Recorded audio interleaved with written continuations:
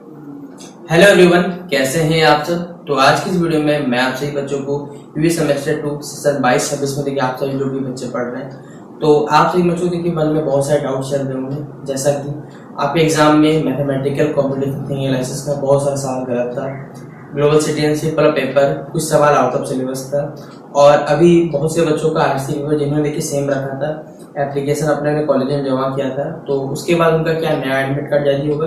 ये तमाम बातें जो भी आपके मन में चल रही होंगी, या फिर आपसे बच्चों को एक सवाल सकते हो कि सर पासिंग मार्क्स क्या, या फिर अगर किसी सब्जेक्ट में बैक, या फिर अगर किसी कहते हैं फेल या प्रमोट, आप समझ सकते हैं अगर लग जाए तो क्या करना होगा हमें, या फिर क्या सारा स्ट्रेटेजी। ठीक है, तो जो भी बातें आपके मन में चल रही है वो मैं आपको यहाँ क्लियर करने की कोशिश करूंगा। तो आप सही बच्चे वीडियो को लास्ट तक बना दीजिएगा।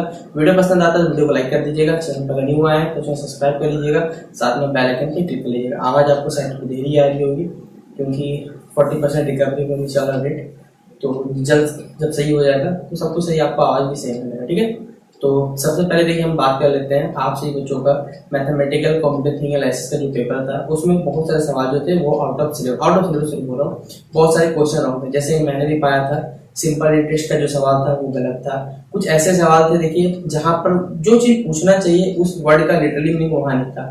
फिर एक दिक्कत ये आया था बच्चों को कि सर हम तो हिंदी मीडियम से पढ़े थे, हमारा क्वेश्चन पेपर इंग्लिश में आया हुआ था मैथमेटिकल, लेकिन देखिए मेरे हिसाब से जो क्वेश्चन पेपर आना चाहिए था वो दोनों भाषा में आना चाहिए था। भाई मैथ का पेपर क्लास 11-12 में होता है तो वहाँ भी आपको बाइलिंगुअल मिल जाता है। ठीक है, तो यहाँ पर मुझे जहाँ तो उम्मीद था ये पेपर आपका दोनों लैंग्वेज आना चाहिए था, जिससे बच्चों को देखिए बहुत सारे बच्चों को समझने में सवाल दिक्कत हो गया। जैसे सिंपल कंपाउंड सवाल जो है उसको हिंदी समझ नहीं पाया बच्चा। तो जो हमारे कुलपति जो है प्रोफेसर सुखदेव भाई, देखिए उन्हीं के पास देखिए सब कुछ है, कुलपति है तो भाई सब कुछ उनके अंडर डिपार्टमेंट काम करता है, तो उनको इस प्रकार देखिए बच्चों के साथ तो पहले बार भेदभाव नहीं करना चाहिए। जो पेपर था वो दोनों ही लैंग्वेज मेरे हिसाब से आना चाहिए था, लेकिन हमारे जो कुलपति जी है उनको ये शायद मालूम नहीं था कि बच्चों को लगता है कि वो जिस क्षेत्र में रहते हैं उनको लगता है कि ये जगह मॉडर्नाइज है पूरा। ठीक है, मतलब उनका जो घर अगर हुआ जो भी होगा धनबाद में हो, तो उनको लगता है कि भाई धनबाद के बच्चे तो सबको इंग्लिश आता है बहुत अच्छे से, लेकिन ये नहीं होती कि जो most of the student university में पढ़ता है वो ग्रामीण क्षेत्र में बिलोंग करता है।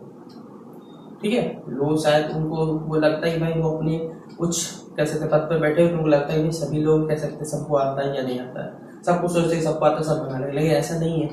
तो क्वेश्चन में मेरे हिसाब से तो दोनों लैंग्वेज आपको आना चाहिए था, लेकिन नहीं आया तो आप तो कुछ नहीं कर सकते। लेकिन हाँ, जो आपका क्वेश्चन गलत है या फिर जो क्वेश्चन गलत है, एक मैं आपको लास्ट में सजेशन करूंगा कि आपको क्या करना है इस चीज़ पे वो बताऊंगा।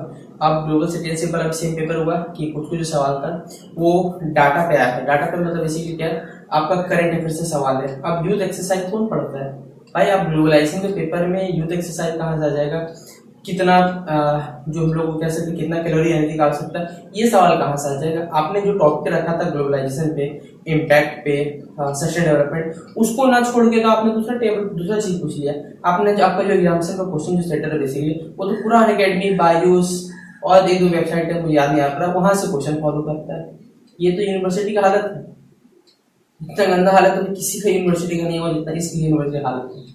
तो जो भी देखिए अगर क्वेश्चन सेटर साहब अगर आप भी इस वीडियो को समझ रहे हैं, तो अगर आप क्या कुलपति सुन रहे थे, ध्यान दीजिए पहले बच्चों को पढ़ाइए, उसके बाद आपका बनता है कि हाँ आप पूछ सकते हैं, मैं मना नहीं करूंगा।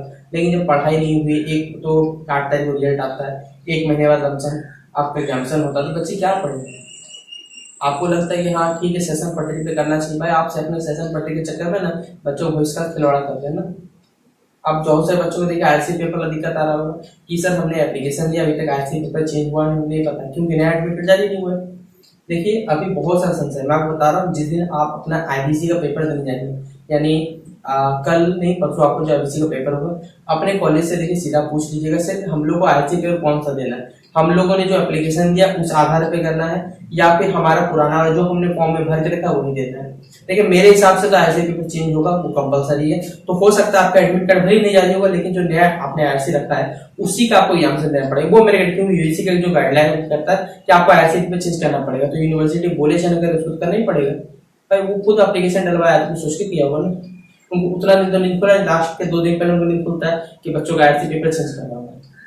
तो आईसी पेपर चेंज करवाना आप लोगों को मेरे हिसाब से जो नया आईसी आपने रखा होगा वही आईसी का पे समझ सकता, बाकी अपने कॉलेज पे जब जाइएगा आईबीसी का उस दिन पूछ लीजिएगा। अब देखिए जिन बच्चों को लगता है कि आपके जो मार्क्स है वो कम आएंगे। तो देखिए मैं बता देता हूँ, ग्लोबल सिटीजनशिप का पेपर हो गया, मैथमेटिकल कॉम्पिटिटिव थिंकिंग एनालिसिस का पेपर हो गया, इसमें देखिए टोटल आपको 40 नंबर चाहिए।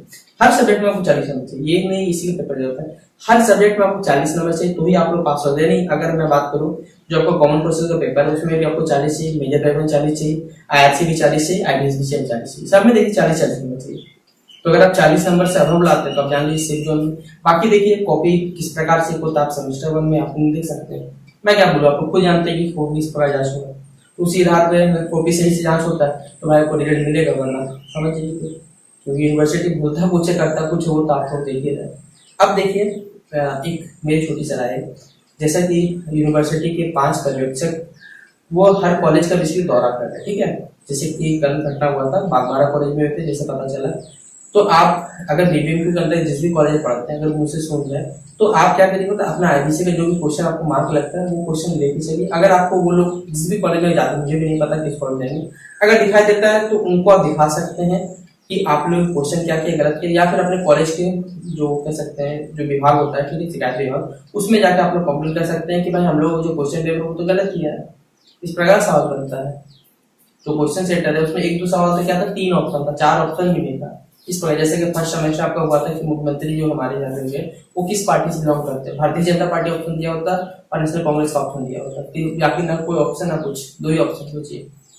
वो बच्चा क्या टिक करे, उसमें गलत पे नंबर मिला था, हो सकता है अगर क्वेश्चन गलत है तो आपसे कुछ नंबर दे दिया जाए। लेकिन अगर आपको वो टीम अगर जैसे दिखाई देती है 5 जो ग्रुप की टीम होंगी तो आप उनको दिखा सकते हैं तो आपका नंबर बढ़ सकता है। तो ये सारे के सारे जो डाउट चल रहे थे वो मैं आपको यहाँ पर करने की कोशिश कर सकता हूँ, मैंने कोशिश कर रहा हूँ कि मैं कर दिया हूँ, आपसे जो डाउट क्लियर होगा।